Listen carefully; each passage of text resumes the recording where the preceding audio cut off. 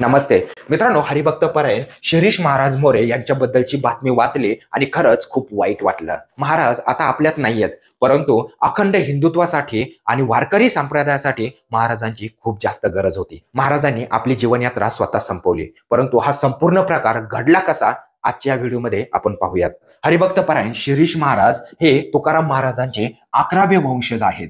त्यांनी वयाच्या फक्त 30व्या वर्षीच आपली जीवनयात्रा संपून टाकली. बुधवारी 5 तारखेला सकाळी 8:30 वाजता जे काही घडलं ते पाहून संपूर्ण महाराष्ट्र आणि संपूर्ण वारकरी संप्रदाय हादरून गेला होता. देहूमध्ये आपल्या स्वतःच्या घरी महाराजांनी आपली जीवनयात्रा संपवली. सकाळी 8:30 वाजले तरी महाराज उठले नाही, म्हणून महाराजांच्या घरच्यांनी महाराजांना उठवण्याचा प्रयत्न केला.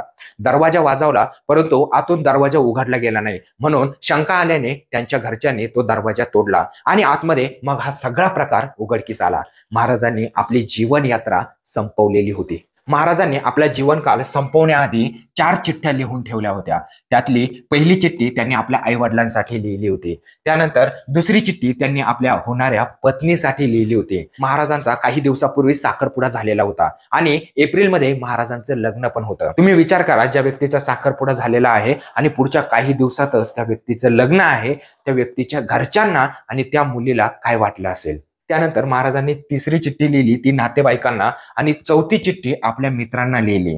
या मित्रांच्या चिठ्ठीत महाराजांनी सांगितलंय की माझ्यावर जे काही कर्ज आहे ते माझी गाडी विकून सर्व कर्ज मिटलं जाणार नाही, परंतु जे काही कर्ज राहील ते मिटवण्यासाठी आमच्या घरच्यांना मदत करा, असं त्यांनी आपल्या मित्रांना लिहिलेल्या चिठ्ठीत लिहून ठेवलं आहे. या 4ही चिठ्ठ्या पोलिसांनी ताब्यात घेतल्या आहे आणि त्यावरून पुढचा तपास सुरू आहे. परंतु महाराजांचा जो मोबाईल आहे त्या मोबाईल मधला डेटा डिलीट करण्यात आला आहे. त्यामुळे आणखीन शंका निर्माण झाल्या आहेत. ते कीर्तन आणि प्रवचन तर करत होतेच, परंतु ते शिवव्याख्याते म्हणून संपूर्ण महाराष्ट्रात आणि भारतभर प्रसिद्ध झालेले होते. त्यांनी छत्रपती शिवाजी महाराजांचा आणि संभाजी महाराजांचा इतिहास महाराष्ट्रात आणि संपूर्ण देशात पोहोचवला होता. महाराज हिंदुत्ववादी विचाराचे होते.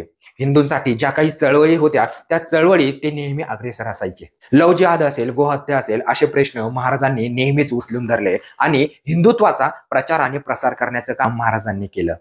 खरं तर महाराजांनी असं टोकाचं पाऊल उचलायला नको होतं, परंतु आर्थिक विवंचनेतून महाराजांना असं पाऊल उचलावं लागलं असं सांगितलं जात आहे. या झालेल्या सगळ्या प्रकरणाची पोलीस चौकशी करत आहे.